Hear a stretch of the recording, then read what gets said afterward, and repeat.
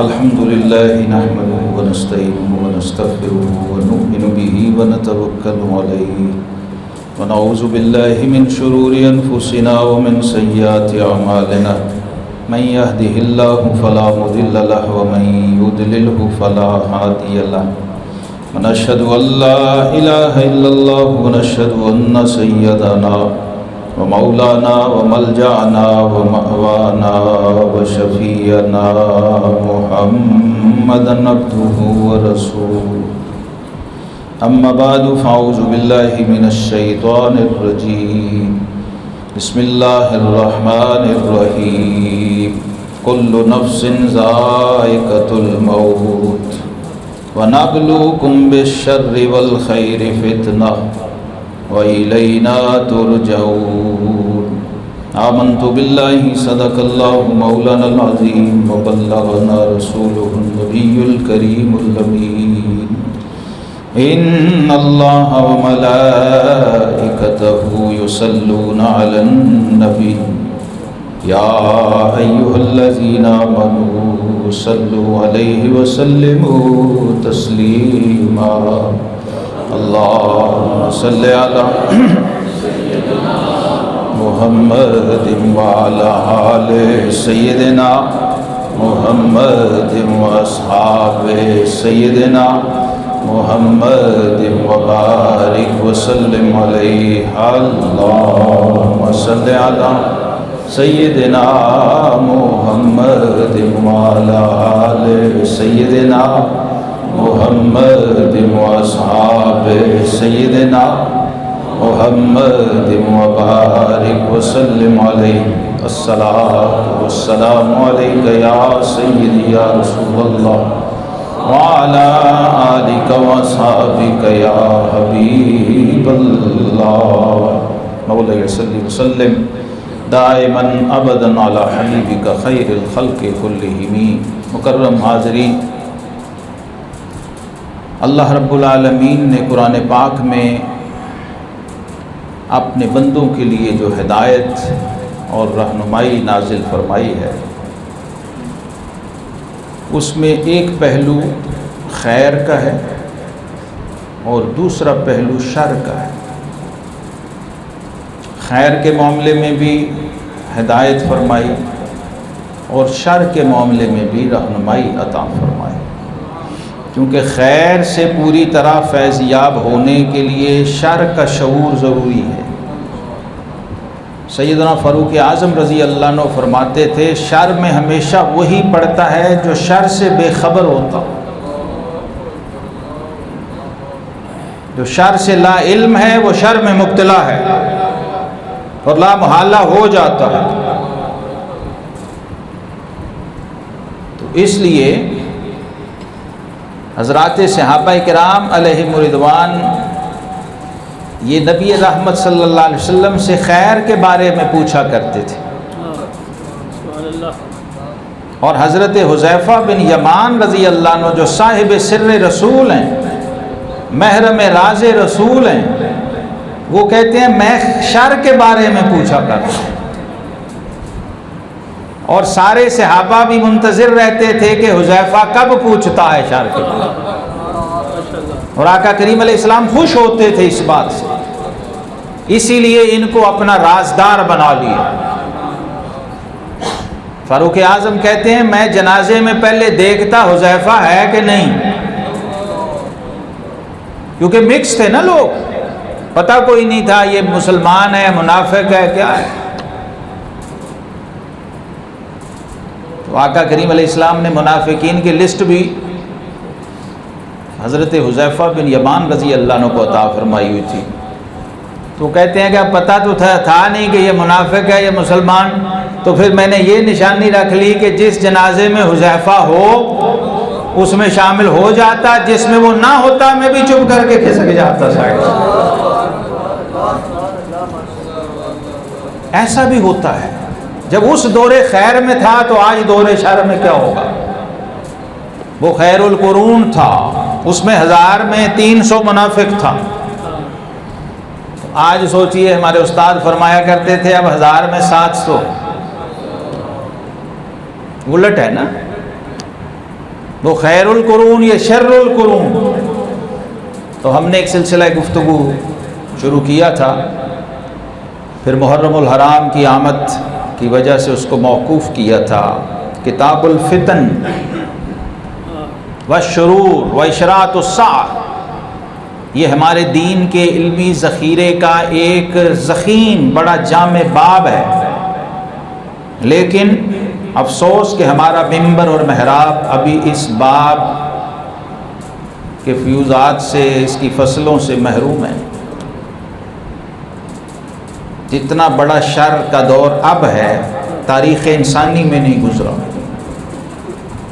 اور ابھی آگے بڑھ رہا شر کی طرف. نبی کریم علیہ السلام نے صحابہ کو فرمایا تھا جو دن گزرے گا اس سے اگلا اس سے گزرے ہوئے سے زیادہ برا اور شر والا ہوگا، حتیٰ کہ وہ وقت آ جائے گا کہ ایک بندہ صبح کو مسلمان ہوگا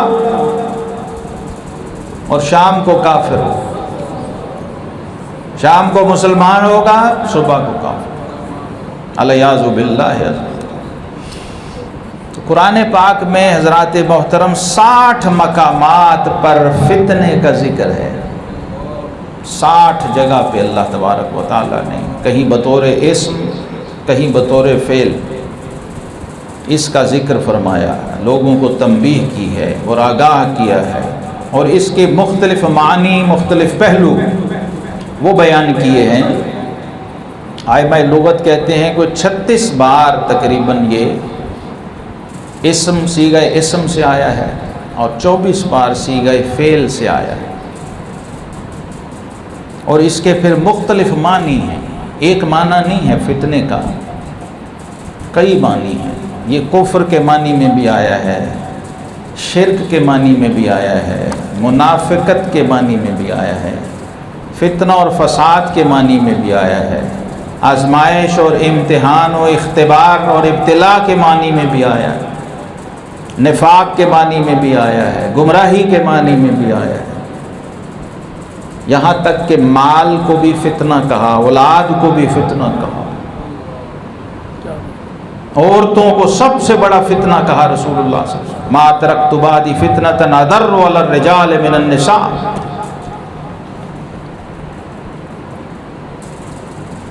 تو قرآن پاک کی سورہ انبیاء کی آیت 35 جو میں نے پڑھی ہے، اس کا ایک حصہ ہمیشہ آپ سنتے رہتے ہیں، کل نفس ذائقۃ الموت، ہر ذی روح نے موت کا ذائقہ چکھنا ہے.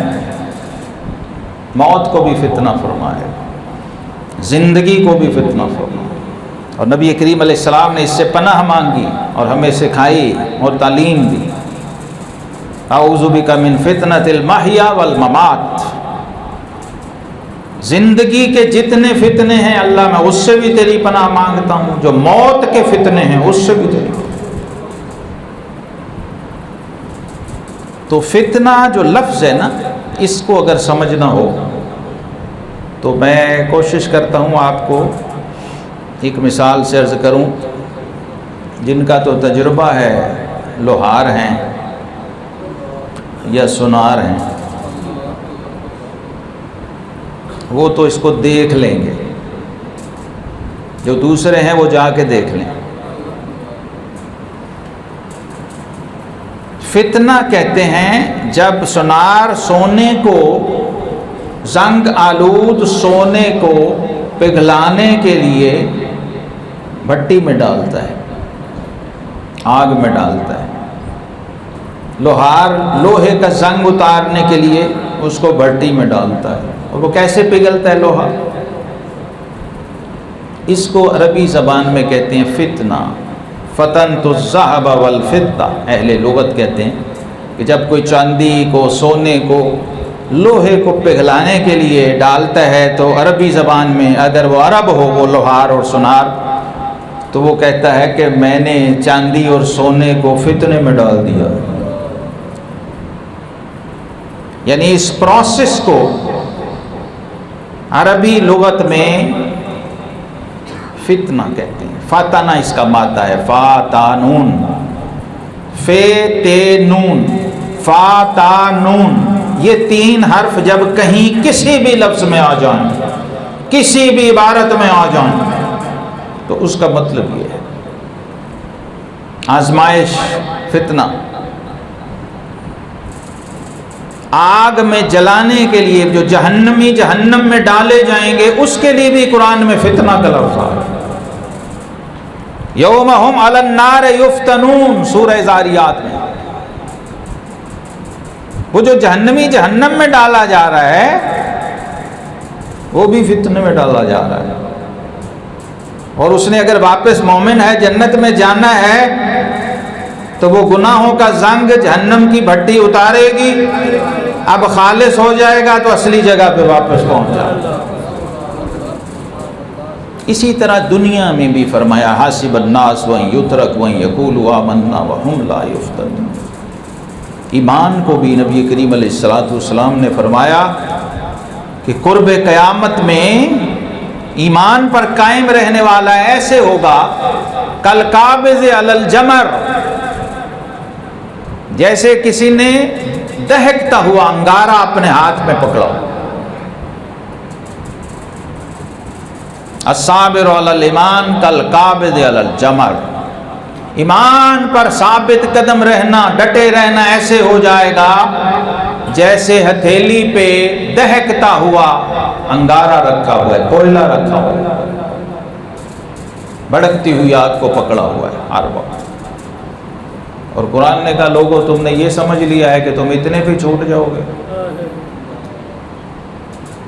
زبانی کلامی پہ چھوٹ جاؤ گے، وَهُمْ لَا يُفْتَنُونَ، تمہیں چیک نہیں کیا جائے گا، پرکھا نہیں جائے گا۔ تم 2 روپے کی چیز خریدو تو اسے 1000 بار چیک کرتے ہو۔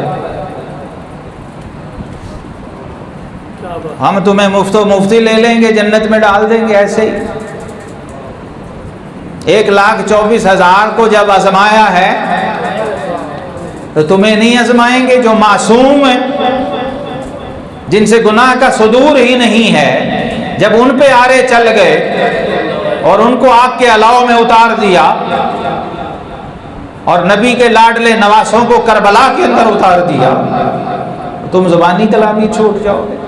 تمہارے آگے بھی کربلائیں آئیں گی۔ اگر انبیاء کے طریق پہ ہو، اولیاء کے طریق پر ہو تو آزمائش آئے گی، پرکھا جائے گا، چیک کیا جائے گا، اور روز کا روز فیصلہ ہوتا رہے گا کہ تم کیا ہو، کتنے پانی میں ہو، نماز جو پڑھی ہے وہ کیسی پڑھی ہے، روز چیک کر سکتے ہیں،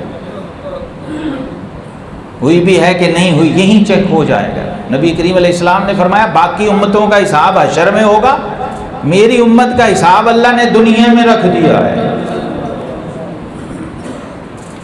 دنیا میں پتہ لگ جائے گا جنتی کیا ہے کہ جہنمی ہے۔ تو اس کے لیے جو پیمانہ ہے، جو میزان ہے، اس کو فتنہ کہتے ہیں قرآن کی اصطلاح میں۔ تو بار بار آیا ہے یہ قرآن عظیم الشان میں۔ اہل عرب نے، اہل لغت جو ہیں، انہوں نے یہ اس کے معنی بیان کیے، اور قرآن پاک کے اندر تو بہت بار چونکہ آیا ہے یہ وَلَنَبْلُوَنَّكُمْ بِشَيْءٍ مِّنَ الْخَوْفِ وَالْجُوعِ، پوری لسٹ ہے اللہ نے دی ہے۔ کبھی خوف سے آزمائیں گے، کبھی بھوک سے آزمائیں گے، وَنَقْصٍ مِّنَ الْأَمْوَالِ، کبھی مال کی کمی سے آزمائے جائیں گے، وَالْأَنفُسِ، تمہاری جان کے ذریعے بھی آزمائے جائیں گے، بیماریاں آئیں گی، تکلیفیں آئیں گی، کبھی پھلوں کے قحط سے بھی آزمائیں گے۔ یہ والثمرات کے 2 معنی ہیں، ظاہری معنی ہے یہ ظاہری رزق اور پھل، اور حقیقی معنی ہے اولاد۔ جو ثمر ہے، ثمر یہ درخت کا پھل ہوتا ہے نا، تو اولاد بھی تمہارے وجود کا پھل ہوتی ہے، اس سے بھی آزمائیں گے۔ وبشر الصابرین، اور جو ثابت قدم رہیں ان کے لیے خوشخبری ہے، انہیں خوشخبری سنا۔ وہ کون ہے؟ صابر کسے کہتے ہیں بھی اللہ نے قرآن میں بتا دیا ہے۔ ہر بندہ صابر بنا پھرتا ہے، میں جی بڑا صبر کیتا، نہیں کیتا یار، تمہیں پتہ ہی نہیں صبر کی سواد نہیں پتہ، تم تو صبر سے مسجد کے گیٹ میں انٹر نہیں ہو سکتے۔ ہاں، جو قوم مسجد میں بے صبری سے آتی ہو وہ بازار میں کتنی صبر والی ہوگی۔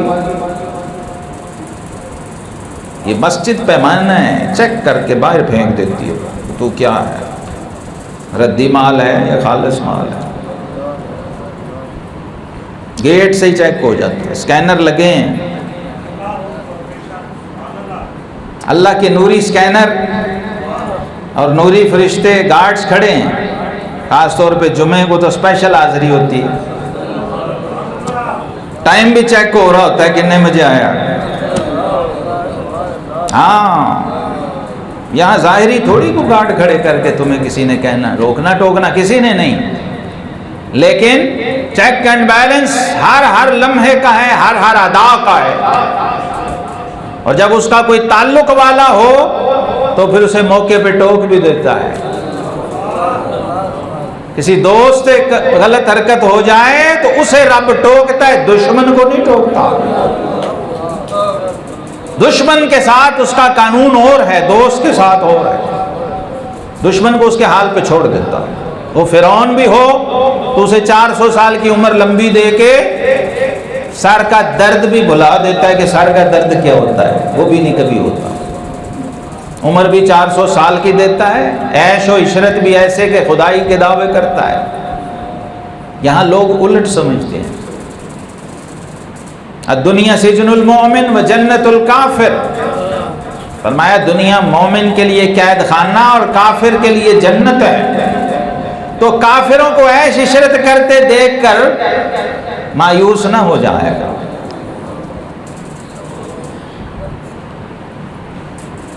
یہ نہیں کہ وہ بڑے مزے میں ہیں، بڑے عیش کر رہے ہیں، کیونکہ دنیا کے پیمانے پہ پرکھو گے تو ایمان جاتا رہے گا۔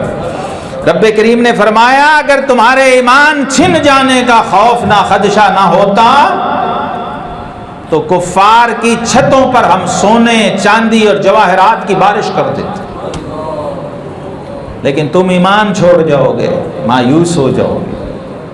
اس لیے ہمارے جو آج حال ہے آپ سب کو معلوم ہے، تو مختلف معنی میں آیا قرآن پاک میں، یہاں تک فرمایا حبیب وَاحْذُرْهُمْ مَن يَفْتِنُوكَ عَن بَعْضِ مَا أَنزَلَ اللَّهُ إِلَيْكَ، ان سے محبوب بچنا ہے، ان کافروں سے، کہ آپ کو بھی کہیں جو اللہ نے نازل کیا آپ پر اس کے رستے میں رکاوٹ نہ ڈالو۔ باتیں کریں گے، تبصرے کریں گے، کمنٹ کریں گے، تنقید کریں گے، کنفیوز کرنے کی کوشش کریں گے۔ ہاں، وہی اللہ اتار رہا ہے اور اپنے محبوب پہ اتار رہا ہے، اس میں بھی فتنہ ہے۔ اَن یفتنوک، یہ کافر کہیں آپ کو فتنے میں نہ ڈال دیں، یعنی روک نہ دیں اور پھیر نہ دیں اس سے۔ اور عذاب کے معنی میں بھی فتنہ ہے، العذاب دنیا کے اندر، شرک کے معنی میں بھی فتنہ ہے، وَقَاتِلُوهُمْ حَتَّى لَا تَكُونَ فِتْنَةٌ، نفاق کے معنی میں بھی فتنہ ہے، معاصی اور گناہوں کے معنی میں بھی، یہ جو قرآن میں آیا ہے تو یہ تقریباً 60 جگہ پہ آیا۔ اسی طرح اللہ کی طرف سے بھی ڈالا جائے گا گمراہی کی شکل میں، الاضلال کے معنی میں بھی آیا۔ اسی طرح قتل و غارت اور قید کے معنی میں بھی آیا ہے، کفار کی طرف سے جو حملے ہیں اس کے لیے بھی فتنہ کا لفظ آیا، اور دیوانگی کے معنی میں بھی آیا، دیوانہ کر دیتی ہے نا بندے کو یہ چیز، محبت، حبک الشیء یعمی و یسم، کسی چیز کی محبت تمہیں اندھا اور بہرا کر دیتی ہے، نہ تمہیں دیکھنے دیتی ہے نہ تمہیں سننے دیتی ہے۔ بِأَيِّكُمُ الْمَفْتُونُ، اس معنی میں بھی قرآن میں آیا، یعنی مفتون بمعنی المجنون، دیوانگی طاری کر دی تمہارے اوپر، جنون طاری کر دیا۔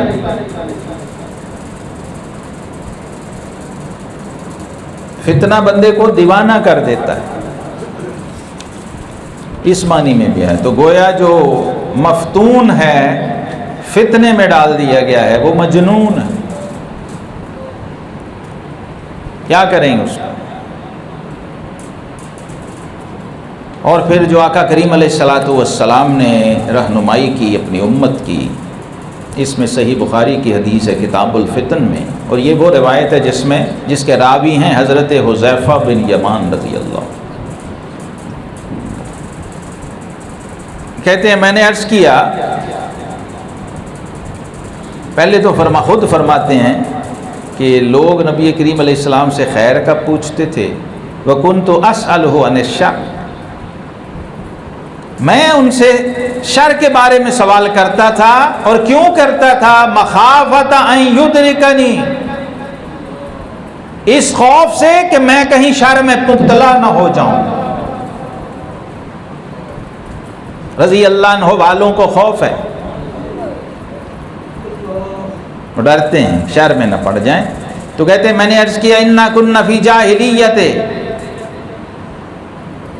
وشر فجاءنا اللہ بہذا الخیر، یا رسول اللہ صلی اللہ علیہ وسلم جاہلیت میں ہم شر میں تھے، اور پھر اللہ اپنے فضل سے ہماری طرف خیر کو لے آیا، اس شر سے نکال کے اللہ ہمیں ایمان، اسلام اور آپ کی ذات پاک کے ذریعے خیر کی طرف لے آیا۔ فہل بعد ھذا الخیر من شر، ہر خیر والے کو جو خیر والا ہوگا اس کو یہ فکر ہوگی، جو پہلے ہی شر میں ہے اسے کیا ٹینشن ہے؟ حضور خیر میں تو ہیں، اور اتنی بڑی خیر میں ہیں کہ تاریخ انسانی میں نہ پہلے ایسی خیر تھی نہ قیامت تک ایسی خیر ہوگی، خیر القرون قرنی۔ لیکن پھر بھی یہ خدشہ تھا، فہل بعد ھذا الخیر خیر من شر، حضور کیا اس خیر کے بعد بھی کوئی شر ہے؟ قال نعم، فرمایا ہاں، اور پھر پوچھا وَهَلْ بَعْدَ ذَلِكَ الشَّرِّ مِنْ خَيْرٍ، حضور کیا اس شر کے بعد پھر کوئی خیر ہے؟ قال نعم وَفِيهِ دَخَنٌ، فرمایا ہاں اس خیر کے بعد شر ہوگا، اور اس شر کے بعد خیر ہوگی، لیکن اس خیر میں بھی ملاوٹ ہوگی۔ دخن، اس میں پلیوشن ہوگی، ملاوٹ ہوگی، یعنی خیر میں بھی شر ملا ہوا ہوگا۔ دخن دھوئیں کو کہتے ہیں، صاف فضا سانس لینے کو نہیں ملے گی، آکسیجن بھی نایاب ہو جائے گی۔ اس خیر میں بھی یعنی ہوا بھی ہوگی، لیکن اس ہوا میں بھی گرد ہوگی، غبار ہوگی، مٹی ہوگی۔ خیر کی ہوا میں بھی شر ملا ہوگا۔ قلت وما دخن، حضور کیا اس میں ملاوٹ ہوگی؟ فقال قوم یہدون بغیر ہدی، قوم یہدون بغیر ہدی یعرف منہم وینکر، فرمایا ایسے لوگ ہوں گے جو میرے رستے اور میرے طریقے کے علاوہ لوگوں کو دعوت دے رہے ہوں گے،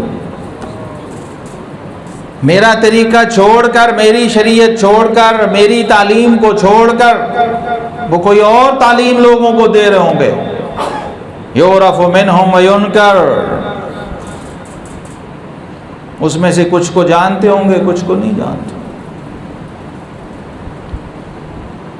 کچھ نیکی ہوگی، کچھ بدی ہوگی، وہ مکس ہوگی۔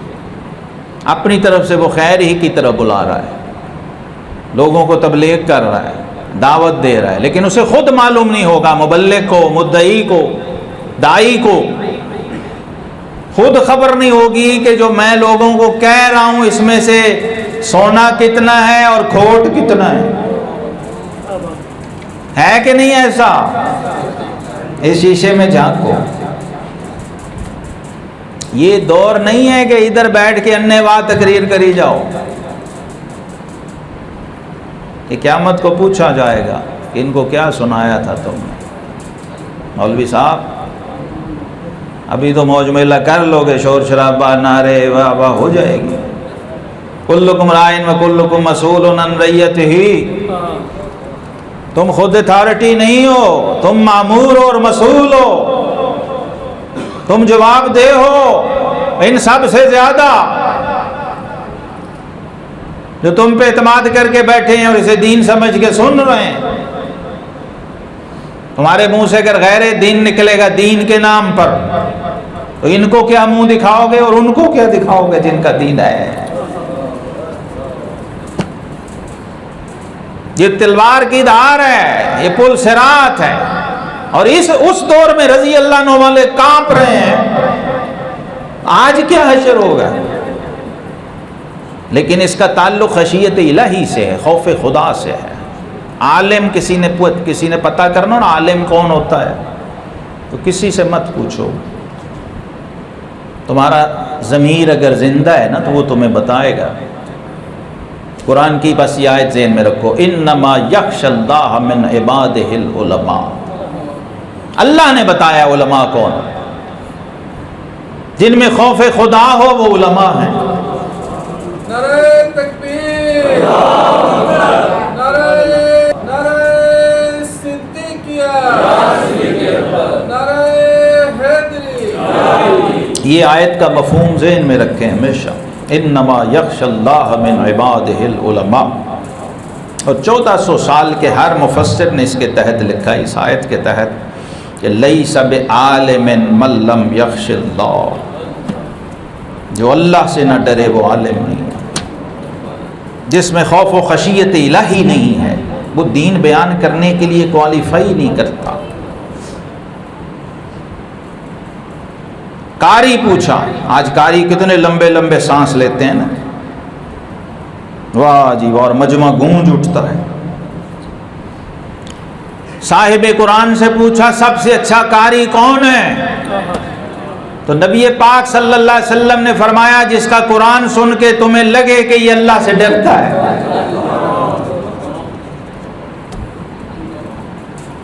سب سے اچھا قاری وہ ہے. حضرت فاروق اعظم ابو موسیٰ اشعری رضی اللہ عنہ کہتے ذکرنا یا ابا موسیٰ. تلاوت سننے کے لیے جملہ کیا بولتے، ذکرنا یا ابو موسیٰ، ہمیں ہمارے رب کی یاد دلاؤ، ہمیں خوف خدا ہمارے اندر پیدا کرو، ہمیں واعظ کرو، نصیحت کرو. یہ قرآن کی تلاوت اس لیے تھی تاکہ دل پگھلیں. تو فرمایا لوگ بدی کا اور نیکی کا فرق بھول کے لوگوں کو دعوت دے رہے ہوں گے. تو کہتے ہیں میں نے عرض کیا فَهَلْ بَعْدَ ذَلِكَ الْخَيْرِ مِنْ شَرٍ. حضور کیا اس کے بعد، اس خیر کے بعد بھی کوئی شر ہوگا؟ اس خیر کے بعد پھر کوئی شر ہوگا؟ وہ پہلے خیر بھی ملاوٹ والی تھی، کنفیوزنگ تھی، کوئی پتہ نہیں تھا کیا ہو رہا ہے. اب شر فرمایا نعم دعات علی ابواب جہنم من اجابہم الیہا قذفوہ فیہا. کچھ لوگ جہنم کے دروازوں پہ کھڑے لوگوں کو دعوت دے رہے ہوں گے.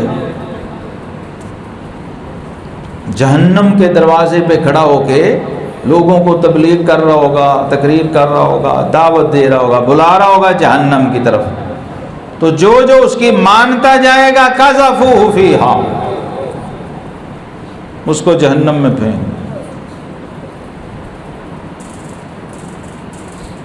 کہتے ہیں میں نے عرض کیا یا رسول اللہ صلی اللہ علیہ وسلم صفہم لنا، حضور کچھ ان کا کوئی نشانی بتا دیں.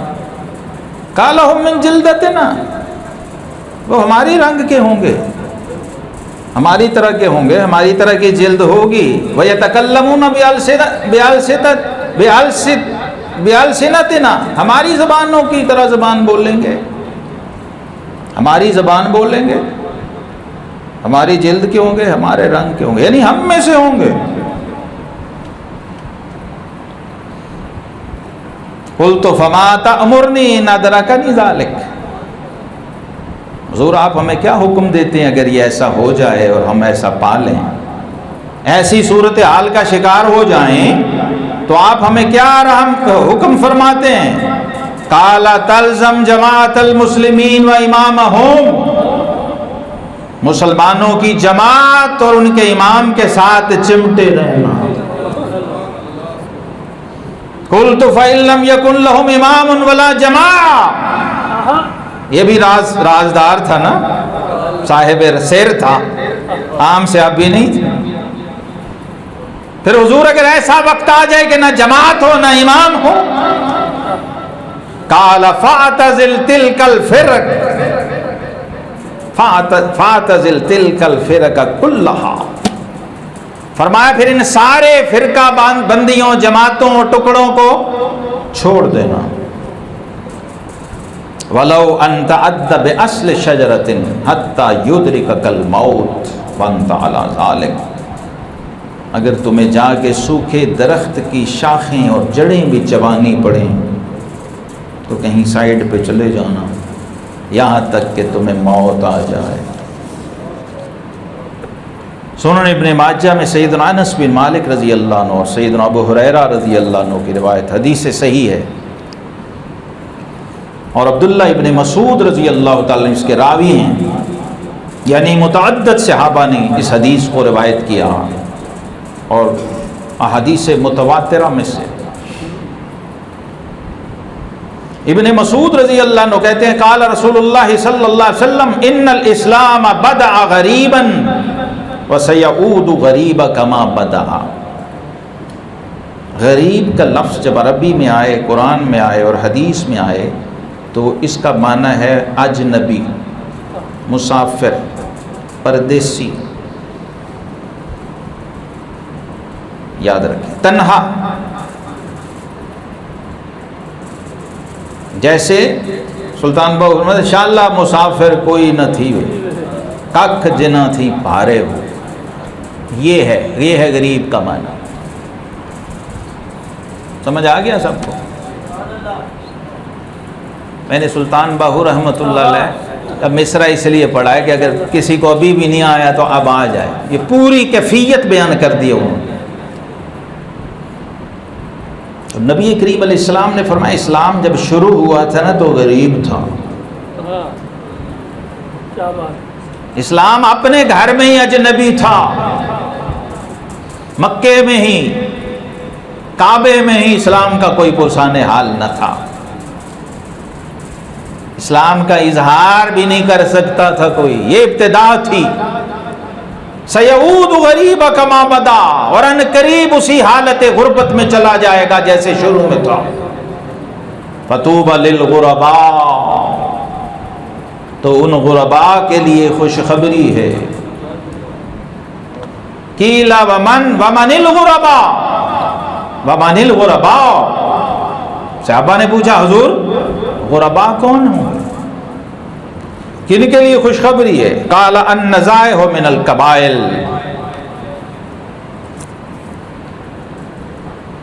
آبادیوں سے دور رہنے والے، قوموں قبیلوں سے دور ہٹ کر رہنے والے، یہ غرباء ہوں گے۔ النزائح من القبائل، کیوں؟ کوئی گوارا ہی نہیں کرے گا، کوئی اسلام کی بات کرے، کوئی حق کی بات کرے، کوئی سچی بات کہے، کون اس سے رشتہ داری دوستی رکھے گا، کون اس سے ملنا چاہے گا؟ تو فرمایا النزائح من القبائل، وہ پھر بیچارے کٹ جائیں گے، برادری تو کیا گھر والوں سے بھی کٹ جائیں۔ اگر گھر کے اندر رہ کے بابا جی بھی کوئی سچی بات کہیں گے تو کہیں گے منجی باہر کٹ دو بابا جی، وہ سائڈ پہ کر دو یار، بابا تانگی کرتا رہتا، ہر وقت روکتا ٹوکتا ہی رہتا۔ اگر باپ اپنی ذمہ داری پوری، یہ حال ہے، بیٹا کہے گا کوئی سچی بات والدین کو تو یہ حال ہے، کوئی بھائی بھائی سے کہے گا تو یہ حال ہے، کوئی سپورٹر اپنے لیڈر کو کہے گا تو وہ جماعت سے نکال دے گا، یہ ہم میں سے نہیں ہے۔ لیڈر اپنے کسی کرپٹ ایم این اے یا ایم پی اے کو کہے گا، کسی عہدیدار کو کہے گا کہ انصاف سے کام لو، ہمارا نام ہی تحریک انصاف ہے اور تم ظلم کرتے ہو، تو وہ اس کے خلاف ہو جائے گا۔ عوام اگر حاکم کو ٹوکے گی تو وہ اسے غریب بنا دے گا، وہ اس کا وہ حشر کرے گا جو آج پاکستان کے لوگوں کا ہے. لیکن آپ ابھی پورے غریب نہیں ہیں، شکر ہے، اللہ کرے آپ پورے غریب ہو جائیں. یہ والے غریب جو نبی پاک صلی اللہ علیہ وسلم آپ کو حق کہنا آ جائے، حق بات کرنی آج. تو غربا، یہ فتوبہ للغربا. دنیا میں تو آقا علیہ السلام نے فرمایا تھا فاروق اعظم کو، عمر کو حق گوئی نے تنہا کر دیا. عمر بن خطاب کو حق گوئی نے اکیلا کر دیا، تنہا، کیونکہ وہ کہتا ہے، درہ گھماتا ہے. تو اس وقت تو پھر وہ مانیں گے، لیکن بعد میں پیچھے جا کے وہ چبھے گا. تو جو ہی کوئی اس پیمانے پہ آئے گا اس کو فتنے کی بھٹی سے گزرنا پڑے گا. اسلام کے ساتھ اگر چلنا ہے تو اسلام غریب ہے، اسلام اجنبی ہے. شروع میں بھی تھا، فرمایا آخر میں بھی سیعود غریب کما بدا، آخر میں بھی ان لوگوں میں سمٹ جائے گا جو حق والے ہوں گے، حق گو ہوں گے، حق پہ ٹکنے والے ہوں گے، حق کے ساتھ رہنے والے ہوں گے. رب کریم ہمیں اس دور حاضر کے فتنوں سے محفوظ فرمائے. وآخر دعوانا الحمدللہ.